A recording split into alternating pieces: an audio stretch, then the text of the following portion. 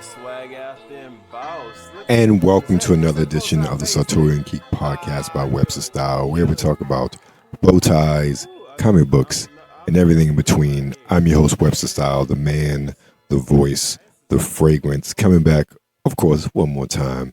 Let's jump right into the download. Now, this week's download is a game that, well, I wasn't too sure about, and even after my initial playthrough, I am still unsure about it, at least for me, but it may be a good game for you. And it is none other than the latest edition in the Persona series, Persona 5 Tactica from developer Atlas, publisher Sega. It is on everything: PS4, 5, PC, Xbox One, S, X, and Switch. And in this case, for the purposes of this mini review, first impressions, it is on Game Pass, which is how I played it. Now, Persona 5 Tactica features an all-new story, the return of fan-favorite characters, and brand new allies and foes. Join the group as they lead an emotional revolution in this thrilling combat adventure. Now, one of the things I didn't know when I was playing my initial playthrough, which can be found on websterstyle.com with the new Game Bites that's up right now, I didn't know if this took place during the Persona 5 story or after. I'm assuming it takes place after. Now I have some time to really think about it. And one of the things that I was hesitant to jump in because I've never been a big fan of tactical RPGs with the whole squares and the moving and whatnot. I'm still on the fence about it, but it's a beautiful game. The gameplay is very easy to pick up. When it comes to a tactical RPG, obviously it gets more tactical, more strategic as you go along in the game. But I thought all in all, just from my initial impressions, it is a beautiful game, very well animated. And it is one that is visually impressive where that your eyes just, you want to watch it, you want to play it. I am very surprised that it isn't some sort of anime or animated movie based on this world, either the mainline version or this Tactica version, because the characters just scream multimedia in that regard. And as far as the gameplay, as far as the battle mechanics, they are not anything unusual when it comes to a strategy RPG, in my opinion. So for some people that would be a good thing, some people would be a bad thing. Some people like myself, I'm kind of in between.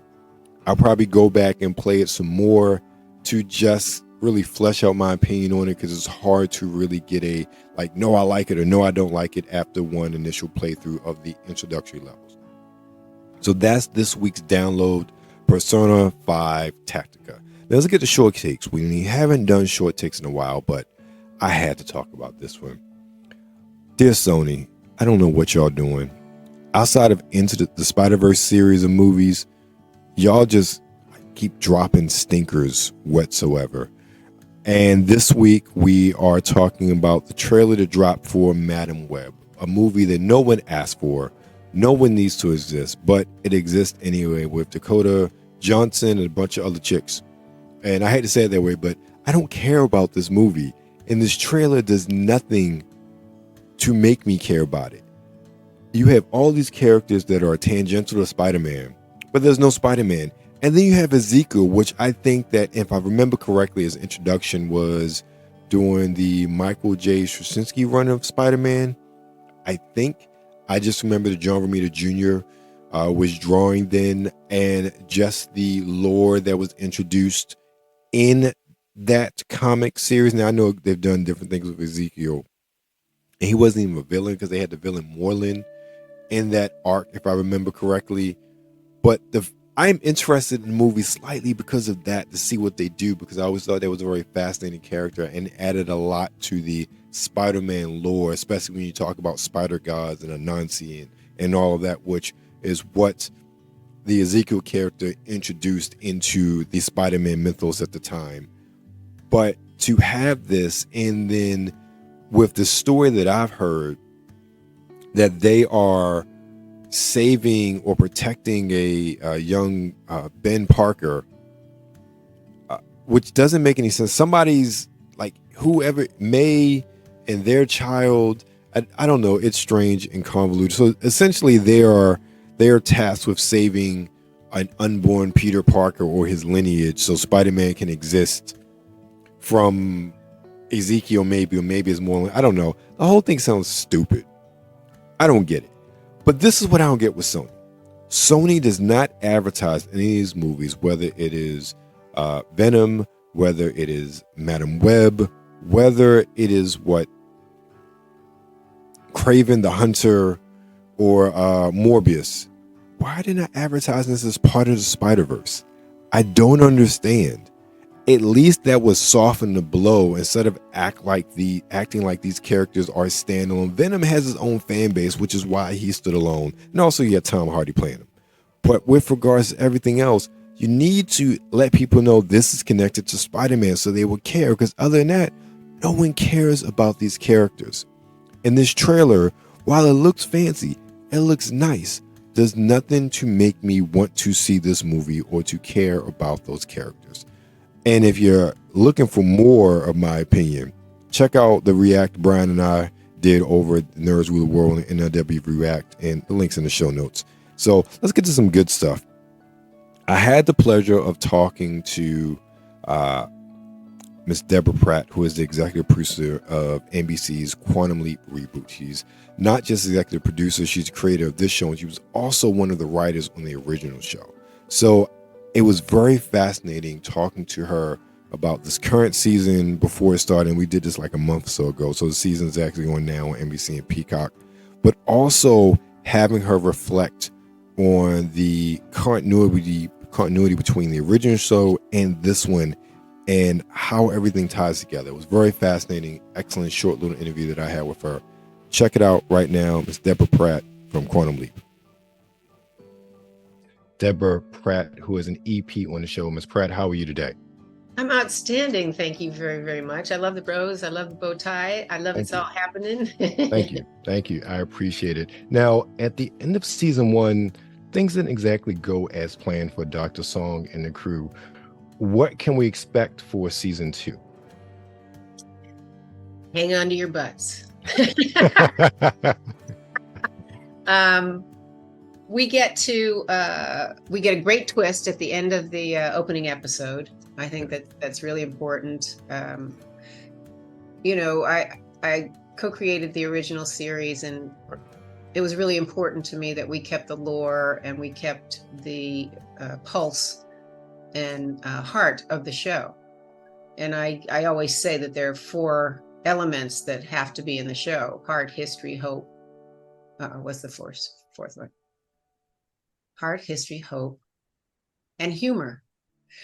So being an anthology, we get incredible opportunities. And because NBC Universal has been so generous in giving us the budget that they've given us, we have had a huge chance to travel further back in time than we've ever traveled, all the way to 1692. Travel to literally, they let us go to a foreign country. I think that was Martin Giro's doing. Brilliant.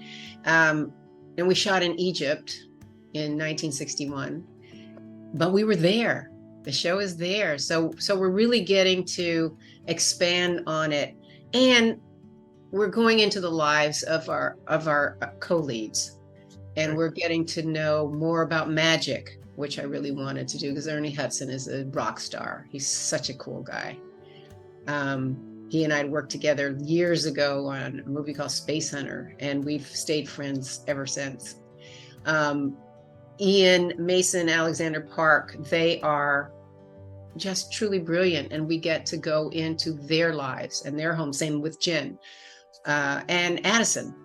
So this season, there's going to be the opportunity to really look deeper into some of the other guest stars. We also, now that we've solved the mystery of why Ben leapt, that he was able to save Addison and maybe the world, we get to spend more time in the leaps themselves. Right. And that's what was truly different between the 2 shows. That once you went back in time with Sam and we were with Sam, you were in the show in the past. And this show is I think, differentiates itself because it is both the present and the past. And it really plays into the time travel, which all the nerds can truly appreciate. I'm a big time nerd, so I get it. Understood. Now, I may not look it, but I am someone who grew up with the original show. I am that old. And Me too. how has it been sort of balancing the legacy and history of the original with this show, but also building something new and more relevant with the current show? Well, time has evolved. Time has changed. The opportunity from walking in someone else's shoes will never change. What does it feel like?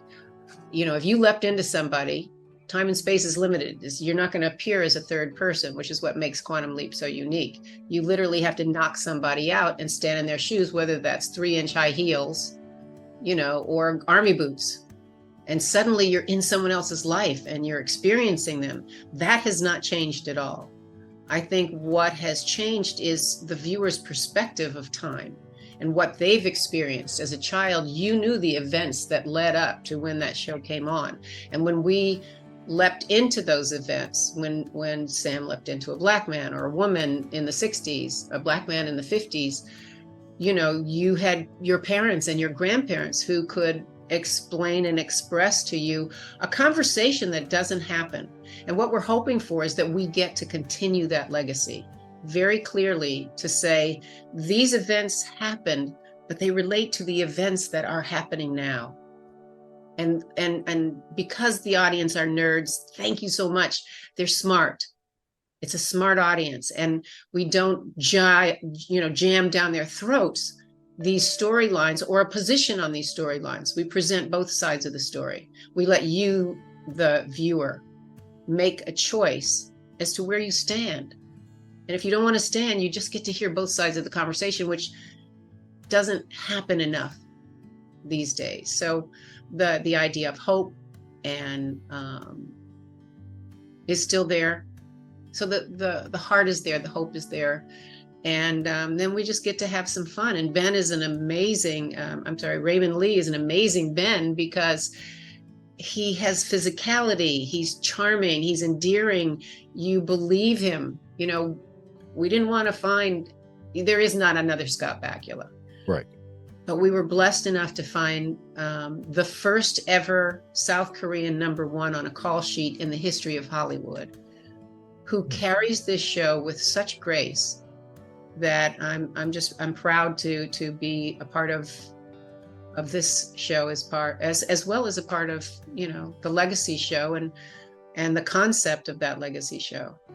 I had the opportunity to write 25 episodes on that show and play Ziggy, and so I'm deep into what it is. And so my viewpoint comes from a number of places, and like I say to everybody, Star Trek has 9 spin-offs. 3 concurrently on the air right now. I think Quantum Leap could do that. Feature films, video games, a ride. I don't know if you went to Comic-Con, but they had a ride at Comic-Con.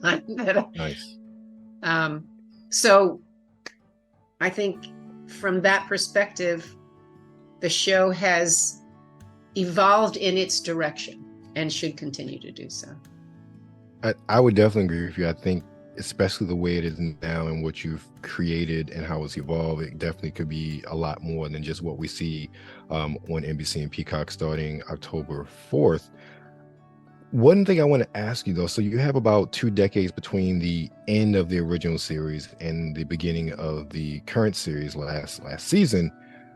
There has been a lot of adaptations, interpretations of time travel and the effects of time travel. How has that, or does that influence the writing process, or even how you depict time travel on the show? Well, truthfully, people have borrowed from Quantum Leap in many films and in many television series, because it is so unique. And because we were the first to do it, we're legacy. And that allows us a lot of leeway to continue to explore it and to continue to evolve what time travel is. I mean, I want to do a feature film. And I think that time-space continuum and linear mentality can expand. Thank you, Ms. Pratt. I thank you for your time. Appreciate it. Good luck with the season. Quantum Leap Season 2 starts October 4th. NBC and Peacock, Webster Style, Nerds Rule the World. Thank you, everybody. Tune in. And that was my brief interview with Ms. Deborah Pratt, executive producer of Quantum Leap on NBC. Now, I had no idea going in that she was actually a writer and contributed to the original one. So I love that continuity between the old series and the new series. And the fact she's a sister as well, that's like all the more icing on the cake. And speaking of Blerds, we're going to go into another interview. This one is with, well, if you've been around my channel, you go to cons, you've probably seen this frosty bearded gentleman around, and is none other than Navy Montel. I had the chance to talk with him and really sit down, talk, pick his brain, talk all things Blerd, the Blerd Court podcast, which he runs, and just having a good time. So check out my interview with Navy Montel. There we go. What's going on, everybody? It's Webster, the man, the voice, the fragrance. And if you know who I run with, you know this frosty bearded gentleman right here. It is none other than the one, the only Navy Montel. Navy Montel. Montel, how you doing today, man? I'm good, brother. What is going on? How you been, man? I'm good. Just con season's been here and there, and there's still a couple places I'm still trying to get to before the year's out. But it's been fun, man. Man, I appreciate the invite. I know you know when you call, I come, and it's appreciate it. Never an issue. I don't get to see you, but in cons, and you always, y'all, this is one of the most well-dressed people I've ever met at a convention. I swear to God, this man is his own cosplay, okay? I do my best. Now, Montel, like we've talked a lot over the years, and I want to really pick your brain to learn more about how you got to where you're. You're very transparent with your disclosure on things online. But let me back up a little bit. One of the ways I feel like we conversated before the political convos, but I think we really started to talk around that time. So I think what Political Speaks started around then, and I was really starting Sartorial Geek around then. So I think it's when we really started to really, network together. But what prompted you to start the Political Convos? Well, if anyone who knows me knows that I'm a lifelong Blerd. I've been one since I was a kid, and not really knowing what representation was back then, but my love for comics and everything involved in the geek sphere was genuine. It was organic, and just being around the people that love the same things, it was always hard to find someone who liked the same things that looked like me, who wasn't part of the mainstream. And as I got older, I started seeing people trying to get into it, but they kept getting rebuffed and pushed back and ostracized. And I said, no, if I could find something to do about it, I would. The convos came along because I saw someone on IG doing an interview, and it felt one-sided. It was more, here, bombard with questions. You answer the questions, thank you for the content, and you're out. I said, where was the humanity? And it was a melanated creator talking to a melanated creator. And I said, what's missing? There's no connection. There's no relation to what that person is doing. I said, you know what? I want to try something. So instead of an interview segment, which you see all over the place, welcome to the blah, blah, blah show. I'm blah, blah. Let's have a conversation. Let's find creators who love what they love, but let's find out about them and turn it into a discussion where you're not being talked at, you're being talked with, you're being conversed with. So now it feels more like a genuine discussion that people can get into. And just how many times have you've heard conversations that you weren't a part of, but you listened to them and you got into them. You really related to the subject matter. And you're like, wow, I'm not the only one. So that was what the impetus was for the Blerd Convos, especially as someone who does partake of social media, but not like a lot of people. I'm not fanatical about it. I can put down my phone, walk away. It doesn't affect my life. which is the other thing I think people like about what I do with the combos. And I'm blessed that people still enjoy coming and checking them out, because I want it to be genuine. I don't want it to be just a platform that allows me to look for clout. I don't care about clout. I don't want it. You can have it. If I have some, I'll give you most of it. As long as I'm doing my thing and I'm making people feel welcome and included and appreciated and seen, I'm doing what I need to do, and I'm happy with it. Right.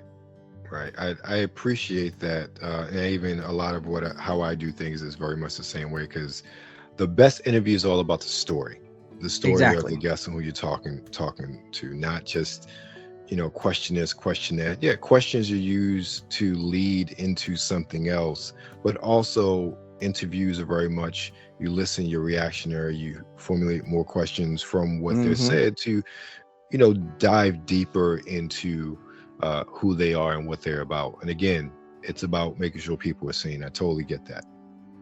And there's a comfort factor that's missing most of the time. I've seen these interviews on TV for years. You see it through Entertainment Tonight and newscasts and news stories and things like that. And I sat there and I thought, wow, this feels so fake.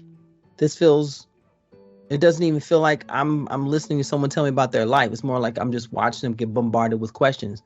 Right. And someone even asked me the other time when I started the conversation, says, what sets you apart? I said, let them feel comfortable in their skin. I want them to be themselves in front of this camera, because they're already taken enough on being in front of this. So let's remove the stigma of the camera. Let's bring in the stools. Let's sit down. Let's laugh. Let's joke. Let's relate. Let's talk. Let's have discussions on things, and everything else is out of the picture. Right. Make it feel special. You know what? I'm sick of you. This is why I don't like Apple, because they're always interfering in my conversations out of nowhere. I'm sorry. What did you say? Nothing to you. Look, if it's not, Alex or G person, or in my case, I still have my Connect hooked up. So the X Bone over here who want to start listening when I wanted to. Wow. Something's always listening to you. Connected going on there. Sound like Black Mirror in your house, sir. Oh no, I don't have all that. I'm just saying, just the G1 and the X1. I don't got the A1. But to your point, I think you make a very good one as far as making people comfortable. And you make a very good reference as far as watching television and watching interviews on television. And many times, a lot of those interviews, somebody has an agenda. Somebody's trying to hawk something. Somebody's trying to paint somebody a different way. I'm not sure. You're in the wrestling, so you're probably familiar with Chris Van Fleet. And I love the way he does his interviews and the sort of stories he has. Like, he's someone who, if I'm looking at like that landscape of what I would want to do, he's it, because he's passionate about it, but he's also about telling stories and getting people to tell stories, and to have them feel comfortable, especially in some of the locales where he's interviewed people. Definitely about being comfortable. But I think that's what a lot of where we are now, we're getting away from that. Yes, people are selling themselves or selling something, but those interviews with an agenda are turning a lot of people off. And I think that's where these interviews like the Blerd and Carnival's Blerd Speaks podcast, even when I'm doing over here, really is striking a chord with a lot more people than probably would have in the past, because there's too much fake. Yes. Oh my gosh. It is. There's so much plastic out here. It's manufactured. It's created for a purpose, which is why Angie and I created the Blerd Speaks podcast, because I've heard podcasts. I've been listening to podcasts for years, and there are some that are good at what they do, but they're not as relatable. Who's talking? What are they talking about? Can I sit down and listen to them and feel like I am, again, part of the conversation? And what I didn't see a lot of or listen to a lot of are podcasts where there are two elder Blerds who come from two different paths, but they still can talk at the same table about different topics. They may not agree, but that's fine. We don't always have to like the same things. You know, Angie is more of a Star Wars fanatic than I am. I am a Star Wars fan, but I went to the movies in '77 and saw the first Star Wars. She gets deeper into the lore more than anyone that I know, other than Kira, my fellow podcaster and friend Kira from Blerd's Eye View. But that's part of it. And this, again, the education. If you can learn from someone else from their journey, that makes you richer. And with Blerdicorn Combos, it's the same thing, except I'm not worried about me. The focus is not on me. I am nothing more than a speaker. I'm a mouthpiece. Tell me about when your first Blerd experience was. And then it even started with every question. The first question I start out with is where it lays right there. What's the latest? What's the anime you're watching right now? If they're not an anime fan, we can talk about, well, I thought about getting into it. Okay, so what? Back and forth, back and forth. Make it organic. Make it relatable. And people will listen to it. Just like what you do. I love what you do, fam. You bring in the fragrances. You bring in the geek, the geek content. You make it all seamless. You make it organic. So when people listen to it, they're like, wow, I know what make me smell good. And he's talking about comics. That's dope. Okay, what else is he going to do? And that makes people come back. This is where return listeners come in. Right. I'll say, one, and you brought this up before, and I think you brought this up in one of your live streams. I go back to the convo you did with Nurse J. Becky. One of my favorite people. I love her. Oh, she's great. She's great. Having met her and talked to her myself. But this is the point I want to make. She has her. If you just see her on Instagram, on her, her paid platforms, you may get the perception of her of being one way. Especially depending on which head you're thinking with. I knew you were going to hit it. I knew it. I knew you were going to hit it. But having conversations like that, you really got to see who she was as a person, to have a better understanding of who she was, instead of what you see, or in some cases, what some people thirst after. And while there's an image of persona, you see that she is a regular person. And I think that is where in the internet age, especially the Instagram age, when we all saw this, TikTok wasn't really popping like that. So I want to put that in there. But in the Instagram age, a lot of what we saw was perception. And having a platform like that and having conversation like that really helped to dispel a lot of that perception and get to distill down to the reality of who people really are.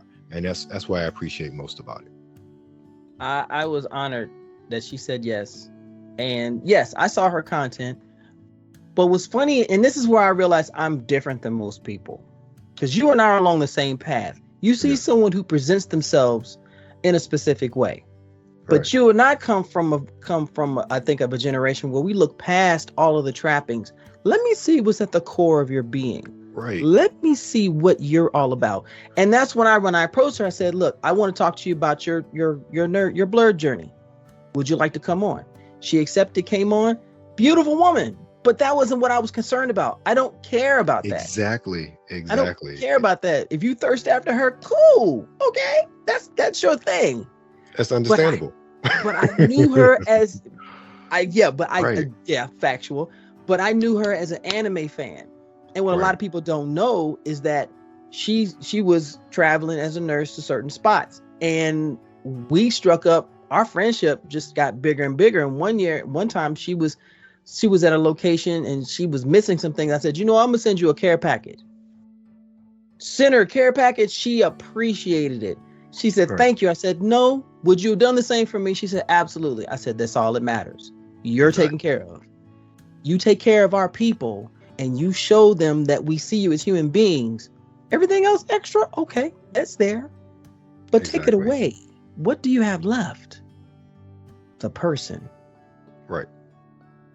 And that is, especially with a lot of the interviews I've had, that's really at the core of what I'm doing. And I've had many say that they really appreciate the interviews that I've done with a lot of the adult stars, because it's a lot of people interview them, just they talk about that and that's it. And I'm like, wow, that's the boring part. Thank you. Thank you. I literally. So literally, right? Just today, just got some other interviews set up, talking with a PR person, and I just asked the general question, like, hey, does anybody ever look at my content, or before they say yes or no? And she's just like, some do, some don't. But she says, I really appreciate the fact that you don't ask stupid questions, or you ask real questions. You make them feel special. That is what she said. I said, I do my best, but let's be frank. All that stuff is online. If that's what you want to know about them, then that's there for you to see, or go to their OF or what have you. Thank you. Who are they? Why are they doing this?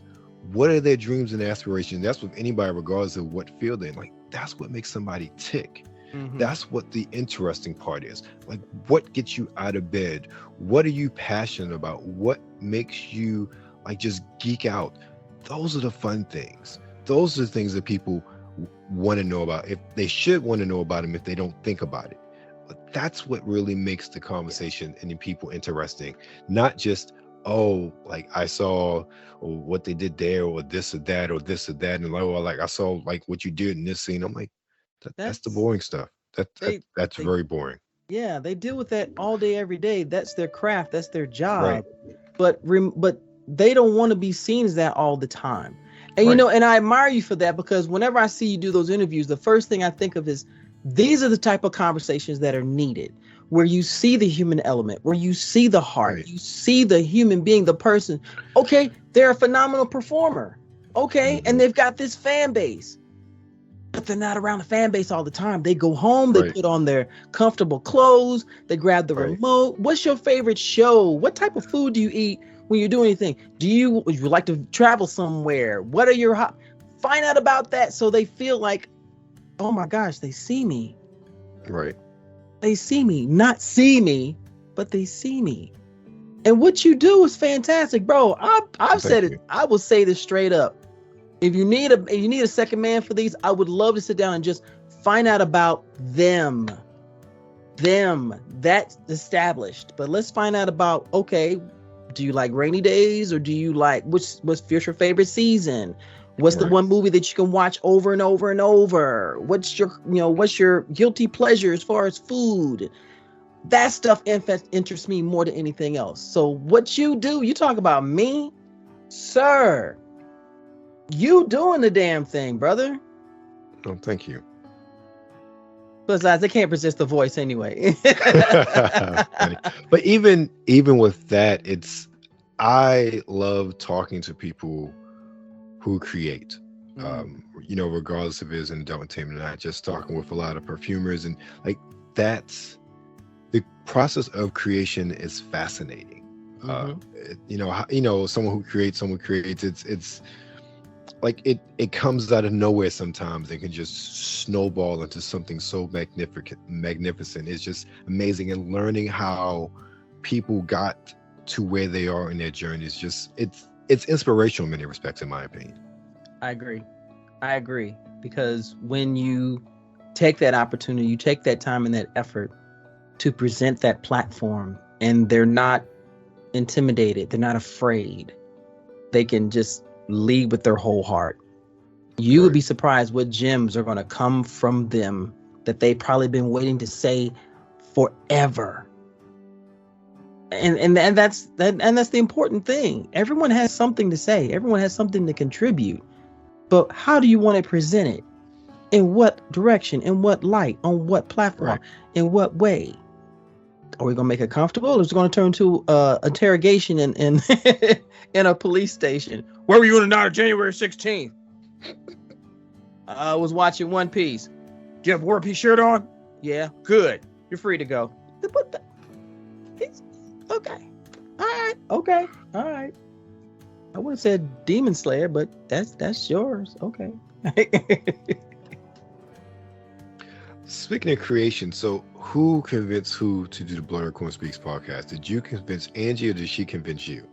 Angie convinced me, because I talked about it and I wanted to do it, but I didn't want to do it by myself. because Right. I could talk all the time, but it becomes a challenge. But when you have a secondary voice, you have someone that can bounce off of, agree to disagree, you don't like, what are you doing?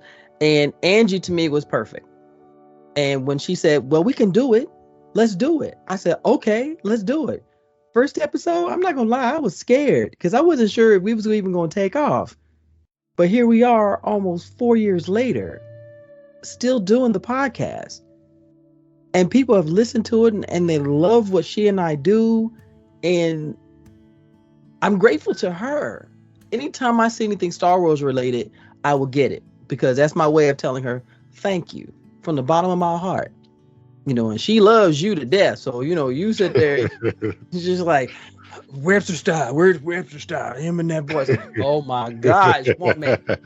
Well, just okay, let the man breathe, okay? But she was actually, although I created Blurdicorn, the podcast, I give full credit to her as far as getting it off the ground. Okay, so you're definitely extending yourself. You're also doing the wrestling podcast. You're working over there with Blerd's Eye View as well. How'd that come about? And do you have any time to sleep? Because I'm on to talk though. So I know, man. You cranking them out. Don't even talk about say. Oh, by the way, color commentary came as a result of Do You Speak Geek? Nick's from Do You Speak Geek, that man is a worker. That man has a knowledge base that is unbelievable, passionate about everything geek and nerd. And we're both pro wrestling fans and we talk about it all the time. And we always want to do a podcast. Well, when he said he was going to start one, he already knew the first person that would say yes. So we started bringing others in with us, June's 88, Static Jones, goodness, and you got Lou and you got KD and you got Heel Jones. All of us come together and we're passionate about it, and I was on board with that 100% because we don't have that many pro wrestling podcasts from a Blerd standpoint, not a black man, not a black woman, a Blerd standpoint. Because what a lot of people fail to realize that wrestlers are just as geeky and nerdy as anybody else. That's how they keep from losing their minds. So that came about. Now, Blerd's Eye View, totally out of nowhere because I know Chris, I know the crew, and love them to death. And they call out to me and be like, hey, let's get on, let's chit chat and let's talk. And when the crew changed and you got a beautiful array of minds and creativity and stuff. And I said, I really would love to be on there sometime because y'all are amazing. He says, you want to be here? I said, cool. Yeah. He said, cool. And the BlerdCon this year, he made it official. He said, you're part of the crew. I was like, what? You could have knocked me over with a feather, picked me up with it and knocked me back down again. Because I'm telling you, I was bowled over. So it's an honor to be amongst august company like them. It continues to further the message that not all people who are blerdy are overbearing, are disillusioned, or only worried about clout. No. There's a message out there. There's a legacy to be created. There's history to be made. That's what it's all about. Because I'm not going to be doing this forever. Right. I'm going to be that old man sitting on a porch with a Nerf gun, shooting at kids talking about, get off my lawn. That's my goal. That's what I aspire to be. Like, I told your mama and I was going to do it. Okay. Yeah. Go on and cry, you little worm. Anyone else? I want to be that guy. old man, Blurdicorn. But being brought on to those particular groups, a dream, absolute dream. And people are like, well, dreams should be big. What makes my dreams not so big? I have a mission and a purpose. I wanted to bring Blerds from the dark into the light, and doing this by showing them that there are others who love everything just as much as they do. They're just as important as anybody, right, celebrity or otherwise. So come on to the table. The table's big enough. We can all eat. We might even play Yu-Gi-Oh while we're eating. So, come on, bring it on. I love that, and I'm happy for that because, as you know, I don't know what it, and I'll put everything in reference of the past 4 years, especially in the dark days of the pandemic. Oh yeah. A lot of people felt like they could gatekeep and to look down upon someone because of what they liked. And I know that got you up in arms. It got a lot of us up in arms because who are you to gatekeep anything or tell anybody what they like? You're not a real anime fan if the only thing you like is DBZ. I remember that. I'm thinking DBZ is classic. I'm like, first of all the anime to pick, you picked Dragon Ball Z. I'm like, do you? And I'm thinking, it wasn't me directly, but I thought, do you understand? I was watching sub copies of Dragon Ball Z in high school before it ever came to America. Come like, on, who man. you do you know? Like, I imported like Big O when it was on adults. Like, I imported before it was on DVD. Same thing. Like, I'm sitting there thinking, how are you going to tell somebody they're not a real fan because it doesn't align with you? I'm like, look, you're a fan of anime. You're a fan of anime. I don't care if your anime is, I don't know, My Neighbor Totoro, and that's what you consider the epitome of anime, which is, Hayazaki. You can't go wrong with that. But I'm thinking something that's kind of out there that is maybe very family oriented in this case. Most people, you talk about anime, they want something a bit more edgy. Look, if your favorite anime is Round One Half, then you're an anime fan. Exactly. If your favorite anime is Golden Boy, you're an anime fan. Exactly. I was like, I didn't understand, and I love your term. I use it all the time, talking about basement versions. I love it. Absolutely love it. Because I literally couldn't wrap my head. I'm like, you have so much time on your hands that you want to talk down to someone because what their fandom is. Like, sir, ma'am, your Blerd card needs to be revoked, because that's not what we do over here. Everybody in we this don't do world, over here. There are so many people in this world who want so badly to be an elitist. They want to be a purist. Here's a problem. It's unreasonable, because all of us love different things. We love a cornucopia of things. There's a plethora of geek related and nerd related stuff out there. Yes. So when I go to conventions and I'm minding my own business and I hear the basement virgin's call of, "Are you a real fan?" Oh, I will walk over there and I will stand there uninvited and listen. And I've had that happen before. It's like, is there anything I can help you with? Yeah, I was just curious. Why are you giving them a pop quiz? Well, they're in this cosplay. I don't think they're a real fan. Are you a fan of soap and water? Do you believe in Tide? Do you believe in Game? Do you believe in are those skid marks, or did you have chocolate? I don't know. I don't want to know. And I would put them on blast. Like, listen, it's not for you to decide if someone is a fan or not, because everybody's journey is different, especially for Black folk. Our journey is different. For the longest time, there were Blerds that had to stay undercover because the society that we were in made it detrimental to even show that you love cartoons and comics and things like that. You know what I'm talking about, brother. Man, yes. We got called out for loving things like, Captain America. Oh man, only sissies and just read that and blah blah blah. Okay, so what are you doing with your life? I lived in the library. I had a library across the street from my grandmother's house. My grandmother never had to worry about where I was. Because that's where I was. I rented comics from the library all the time. At Enoch Pratt up on North Avenue in Baltimore, all the time. I rented it. I checked out library books or comic books. They had single issues, but this is something you brought up, and I talked with Rod Faulkner a couple of weeks ago from the Eye on Sci-Fi podcast, and I think he's about a bit closer to your age. He talked about him and his friend back in the 70s. And he said, my mom and her friends, they never understood why we love comics, why we love sci-fi. But he said, they always said, at least they're not on drugs. Oh, wow. And I'm like, I got that growing up. I got that. Well, I could be, and with my mom, it was never looked down upon, but it was still one of those comments was he could be doing so many other, like especially growing up in Baltimore where I live, like I could have gotten into so many other things, but the fact that I'm in there watching Star Trek or reading comic books, it's like that's the least I could be getting into. Thank you. It's everyone's journey is going to be different. Right. And we've always had to deal with judgment all of our life.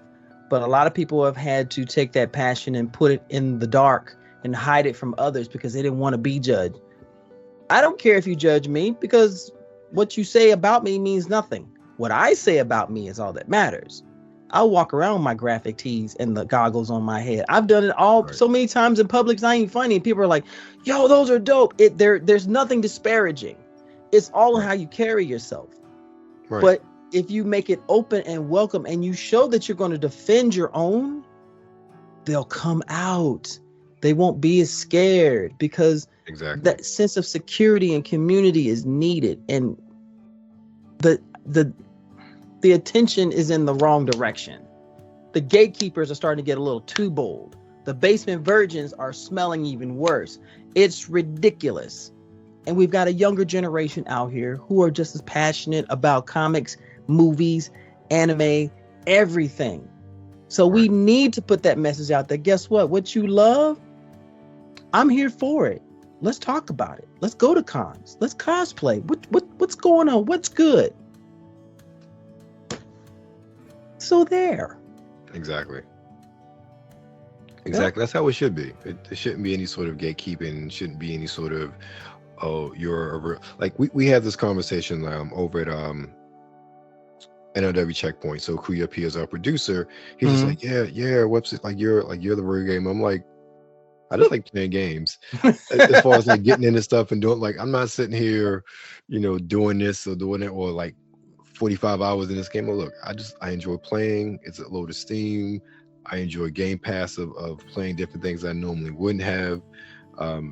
And I also those sort of things that I just interest me as far as like news and what's going on. And I was like no, I'm not hardcore, but okay, cool, whatever. But speaking of games, let's talk about your Twitch journey. How is that going? That train wreck. I mean, that wonderful journey. Wow. 2018. I decided that I wanted to be a Twitch streamer. Now, I will confess that I did get caught up initially in the fervor of the potential fame of being a Twitch streamer and everything. That lasted all of a month. I said, this is not for me. Let me back away. I sat on it for about 3 or 4 months, and I said, no. Why do I want to be a Twitch streamer? Why? This goes back to why I wanted to do the Blerd combos, because there was a voice that was needed. Because again, you have voices that are louder, but they're not saying anything. They're not supporting anyone. They're not creating a safe space. That's the key phrase right there. The Blerd combos, Blerd Speaks podcast, my Twitch stream, safe spaces where there is zero judgment. Come as you are. Just don't be disrespectful. Be respectful and be yourself. I say this all the time when I do the combos. So when I decided to start Twitch streaming, I didn't know if it was going to kick off. I didn't know if anyone was going to want to listen to me. But people started coming and they started liking where they were. And I refer to it now as a neighborhood. It's not a community. It's a neighborhood because neighborhoods are more personal. You can tell, you get to know people because they're right here. And you can acknowledge them. I know you have, and I'm sure you have too. You've seen Twitch streams where people are saying, hello, how you doing? Zero acknowledgement of them. Mm-hmm. Only the streamer cares about is who's subbing to you and who's following you. And even then, they don't acknowledge them. No. Once upon a time, you were a twinkle in somebody's eye. And I'm being as respectful as I can because that's not what I wanted to say, but you have an idea. But as you grew up and you started seeing that people were starting to go and become Twitch streamers, become famous, and that's what you wanted, but you forget, in order for you to get to that level, people have to actually want to listen to you, watch you, and interact with you. Right. So if you don't have any one of those, so where's your fame going to come in? Because if you're a jerk, you're just going to be a jerk talking to yourself. And my journey has had its ups and downs, because there were times where I would have maybe one or two people, but I didn't care because they came. So let's have us a roundtable discussion about whatever it is. What game am I playing? What do you guys like? And it just grew from there. Even so much so, and this is a story I don't tell a lot of people. One of the things that got me over on Twitch was that the folks at Explosive Games, they created the game Cyanide Happiness Freakocalypse. Mm-hmm. I don't know if you've ever heard of it. If you've heard of Cyanide Happiness, you know how crazy it can get. So I was always a fan. So the game came up and said, oh my gosh, they got this. So I put it on my stream. That was, till this day, that's still the longest stream I've ever had. That was over almost 8 hours straight of playing this game. But I had so much fun. Time didn't even become a factor. Now, what I didn't know is that the development team, the producer, the writers of the game came into my stream and were watching me play. And not only watching me play, they were interacting with me and had such a good time. So we fast forward. They had just big of a blast as I did. So much so, we fast forward to 2023. This year, San Diego Comic-Con, I met the team. They spotted me out of the crowd and said, hey, that's that streamer. I was like, y'all remember me? And I got to meet the producer face to face. He said, and he tells me, after that stream, they took it to their team because the game did not get kicked off. They weren't sure if they did anything great. They used my stream to prove that this game was fun and enjoyable. And I got emotional. I said, all I did was simply show what I love to do and had a good time. And it had a positive outcome to it. So my Twitch stream journey, I love it. I just tell people, think about why you want to do this. What's your purpose? What's your goal? What do you ultimately want to achieve? Because if you're just trying to get fame and everything, then you're in the wrong facet, buddy. Especially if you don't talk to people. Yeah. You know what I'm talking about. So, I encourage people to go for their passions. I always encourage them to go for what they love. But just understand, you're going to have to go through the ups and downs. There are going to be some challenges. How you step up to those challenges determines whether or not this is for you or it's time to travel down a different road. Right, I agree. And I think a lot of times when people, in many respects, when it's a digital passion, people are looking at the fame, the notoriety, the potential money, and not really focusing on the passion part, the love part, in many respects. And, most of us will never, ever make any sort of real money from any of these things. And I'm perfectly fine with that because I enjoy what I do. I'm able to not only just talk with interested people, but meet and network and make new friends as well. And I've been able to do that the whole time. I'm pretty sure you feel the same way in that regard. 100%. And that is, the best part of doing this, of following your passions, is the sort of rewards that come with it, not so much the monetary gain. Precisely. The connection that you create, the bonds that you make, being able to meet your mutuals, people that you admired at one point that are now on the same level, if not considered family and friends, because they recognize the passion. It's just as strong in them as it is in you. And they want to be around you. Now, exactly. Now, I'm not going to say it's perfect, because there are people out there who have their agenda and they're only going to use you for what they want to achieve. Okay. That season comes, that season goes. What did I gain from it? What did I learn? How can I apply it to the future? And we move forward. Yeah, I agree. But that's life in general too. People here, some people are just out to get what they can from you, not malicious, but just kind of how things are. And then once they do it, or they realize they can't get it, they move on, and oh well. It'll be the same. I could have put it better myself, brother. Could not have put it better myself. So, Montel, I'm going to wrap this up because we could be here for a while. Let everybody know where they can find you. Oh my goodness. You can find me on Instagram and X. I can't stand that now. I can't stand that, bro. That's a totally different topic. You can find me under Navy Montel there. You can find me on YouTube, YouTube, TikTok, and Twitch under Rogue Catnip.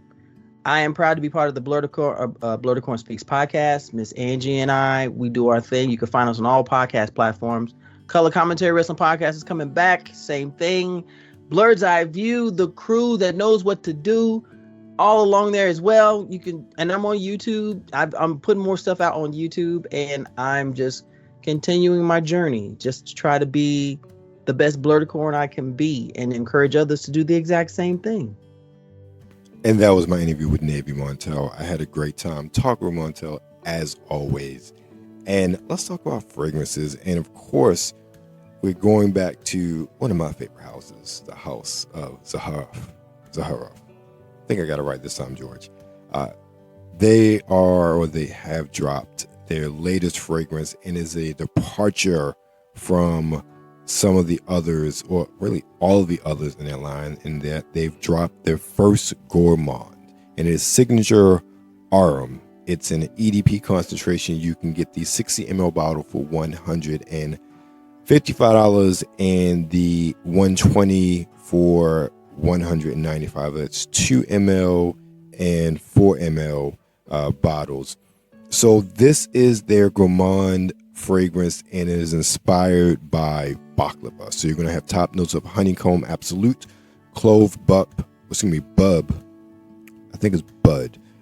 I misspelled that in my notes. And cinnamon bark, and then heart notes of walnut, creamy coconut milk, almond and fresh hazelnut, and base notes of vanilla infusion, tonka bean, praline, and amber chords. My thoughts on this fragrance, just reading the notes and thinking about it, is very unisex. It sounds edible. It's a gourmand, so I hope so, but it sounds edible. One of the things I like about gourmands, especially was really warm, sweet gourmands, is that they can be very unisex. There's some gourmands, in my opinion, is kind of syrupy sweet, and I couldn't see a guy wearing them. This is one I think could be very unisex. Sounds sweet and edible. It sounds like a perfect scent for the holidays, especially with a lot of themes of cakes and chocolates and the spice and everything. So I'm really looking forward to getting a sample and getting my nose on this one. Overall, Signature Arum sounds warm and inviting, and it sounds like another classic from the house of Zaharoff. So that's my take on the fragrance of the week. Talk about how we can, or you can, support me over here at Sartorial Geek and Webster Style. Basil and Sage subscription box if you are interested in a quality subscription box, one that's not going to break the banks. Any bank that you have, multiple banks, featuring high quality products from Black owned businesses. Check out Basil and Sage. It's only $50 for a subscription, and with the code Sartorial Geek 10, you'll get 10% off your first box on your subscription, or I think it's total. I don't know. Check it out, see what it gives you. Anyway, it's 10% off. Next up, become a producer of the channel, either $1, $3, or $5 via Patreon. Also, check out Pete and Pedro. They have a wide variety of products, hair care products, I think vitamins now too, but I recommend the fragrances. And if you use the code, no code, use the link in the show notes, the referral link, you'll get 10% off your first purchase. I think they got a sale now right now, like you buy one, get one free or something like that. So definitely make sure you go over to Pete and Pedro for their fragrances. And this is fragrances only. I think the sale is going on for right now. And then also, if you need, a little pick-me-up, a little boost, drinking any coffee or no sugary energy drinks, try Dubby. You can get 10% off your first purchase with the code WebsterMan or the link in the show notes. And this next one is just a brand that I love and I use literally every single morning, is El Viajero Coffee. Use code Webster Style for 10% off your purchase in checkout. And of course, Webster Style, I'm everywhere around the net. You can find me rocking with my peoples over at Nerds of the World twice weekly, at least. First of all, with my man Brian Sav, talking about the latest and greatest in gaming on the NRW Checkpoint.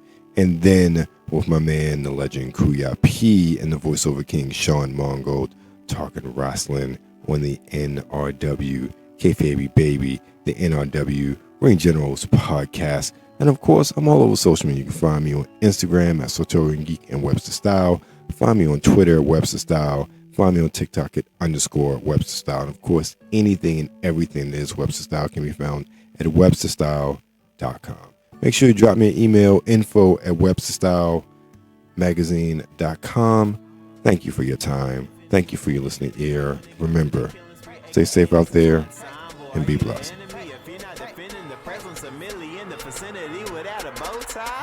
Okay, I might have went over the edge. Besides, I really let them close on them legs and thighs. Need to get strong, we can lift them to the sky. The party's up to 12. We got a little time to get it on. And on back, I'm the type of pussy on. And after that, take a picture with your phone of the outfit.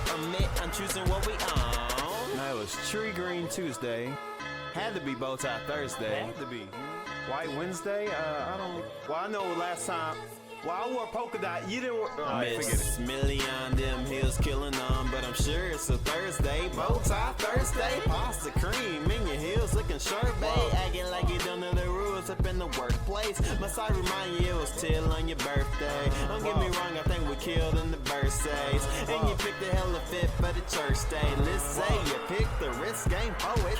Now you got the floor filled with bras that you purchase. Pick a color scheme that can match the berry corset. Get the berry cream. Get the berry cream, get the berry cream, get it, make a little scene. Cause no one man should have all that styling. Take it off, clothes on the floor piling. No one girl should fit it all in them jeans. So take it off and let me see what's under them seams. Cause no one man should have all that styling. Take it off, clothes on the floor piling. No one girl should fit it all in them jeans. So take it off and let me see what's under them seams. Let's see what it seems. If it is what it seems, do it again. Chicks be looking thick leggings, you know what I mean? I don't know. Take a hint though, don't try to get me at a moment. Mint though, smoking hot, rocking this pin so thin. Tie hairline, looking like a stencil. Pimp, no lie, I'm sharper than a utensil. Instrumental, plain dang, homie. I was hoping we could walk out with that bang bang, honey. See them plain James honey, them lame frames funny. We tell it fit it crazy like that thing came on me. Hey, mommy, look a lady, main thing, want me on the scene. Fit popping like a main vein, running blood color lips, smashing with the hand clutch money, holding back. Kinda funny, can you tell me what's the price tag of the Range Rover? Hang on me when we walking, looking Gucci like that thing sprayed on me. Walking with a limp like an ankle sprained on me. Yeah, I rock the cardigan. She don't really want me because one man should have all that styling. Take it off, clothes on the floor piling. No one girl should fit it all in them jeans. So take it off and let me see what's under them seams. Cause no one man should have all that styling. Take it off, clothes on the floor piling. No one girl should fit it all in them jeans. So take it up and let me see what's under them seams. Hey, let me see. Let me see. Let me see. Aim up and on the middle of my lawn. Aim up and on the middle of my lawn. Cause no one man should have all that styling. Take it off, clothes on the floor piling. No one girl should fit it all in them jeans. So take it off and let me see what's under them seams. Oh, you wanted to? Oh, I completely read that wrong.